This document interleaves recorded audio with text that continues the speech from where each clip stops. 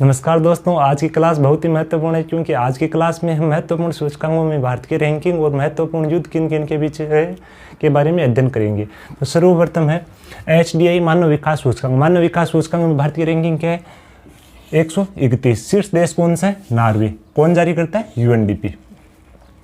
Next है SDG को sustainable development goal यानी सतत विकास के लक्ष्य भी कहते हैं। इसमें भारत की रैंकिंग क्या है? 120वीं।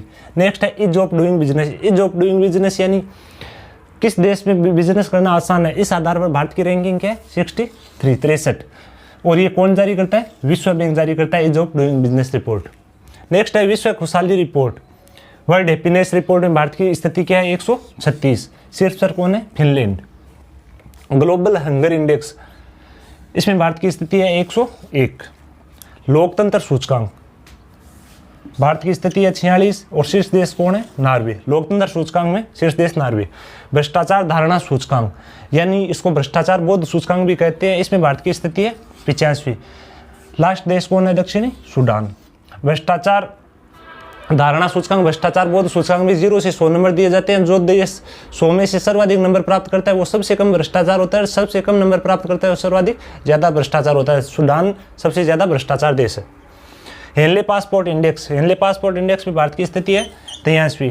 शीर्ष देश जापान, सिंगापुर और लास्ट में अफगानिस्तान। ये हेनले इंडेक्स रिपोर्ट है जो इस आधार पर जारी करती है कि एक देश का नागरिक दूसरे देश में बिना वीजा के आधार पर कितने देशों में जा सकता है। तो इस आधार पर सर्वाधिक शक्तिशाली पासपोर्ट भी कह सकते हैं। सर्वाधिक शक्तिशाली पासपोर्ट है जापान, सिंगापुर का और लास्ट स्थान पर कौन है? अफगानिस्तान। किस रिपोर्ट में? हेनले पासपोर्ट इंडेक्स में। विश्व प्रेस स्वतंत्रता सूचकांक, प्रेस को दी गई स्वतंत्रता आधार पर जारी की जाती है। इसमें भारत की स्थिति क्या है? 150। शीर्ष पर कौन है? नॉर्वे। नेक्स्ट है वैश्विक शांति सूचकांक। वैश्विक शांति सूचकांक में भारत की रैंकिंग क्या है? 135। नेक्स्ट है महत्वपूर्ण युद्धाभ्यास। महत्वपूर्ण युद्धाभ्यास में सर्वप्रथम है eastern bridge 6। Eastern bridge 6 Bharat और ओमान के बीच होता है। वायुसेना का युद्धाभ्यास है और कहाँ पर होता है? जोधपुर में। राजस्थान कंपटीशन एग्जामों की दृष्टि से महत्वपूर्ण नोट कर लेना, ये कहाँ पर है? जोधपुर में। नेक्स्ट है धर्म गार्जियन। धर्म गार्जियन किस के बीच होता है? भारत और जापान के बीच।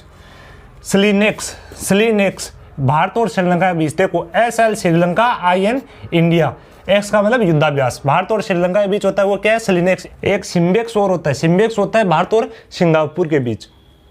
स्लीनेक्स भारत और श्रीलंका के बीच समुद्री युद्धाभ्यास है। मिलन 2022, मिलन भारतीय नौसेना और 40 से ज्यादा देश मिलकर इस युद्धाभ्यास को किया। ये एक बहुपक्षीय युद्धाभ्यास है। और आयोजन कहाँ हुआ? महत्वपूर्ण प्रश्न है, आयोजन कहाँ हुआ? विशाखापट्टनम में। मिलन 2022 का आयोजन कहाँ हुआ? विशाखापट्टनम में।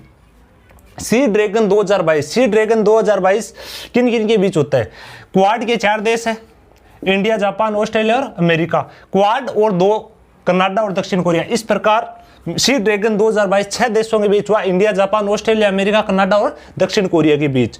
ऑपरेशन शरद हवा, ऑपरेशन शरद हवा, शरद हवा सर्दियों में होने वाला युद्धाभ्यास है। कौन करता है? भारत की BSF बॉर्डर सिक्योरिटी फोर्स। कहाँ पर? भारत पाक सीमा पर। नेक्स्ट है पश्चिमी लहर। पश्चिमी लहर एक नौसेना का युद्धाभ्यास है। नेक्स्ट है वायु शक्ति। वायु शक्ति युद्धाभ्यास एयरफोर्स का है, जैसलमेर पोखरण में होता है। ये युद्धाभ्यास इस बार कैंसिल हो गया। कौन सा? वायु शक्ति एयरफोर्स भारत का पोखरण जैसलमेर में युद्धाभ्यास होता है।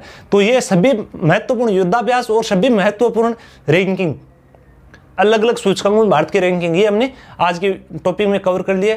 वीडियो कैसा लगा? सब्सक्राइब नहीं किया तो सब्सक्राइब जरूर करना।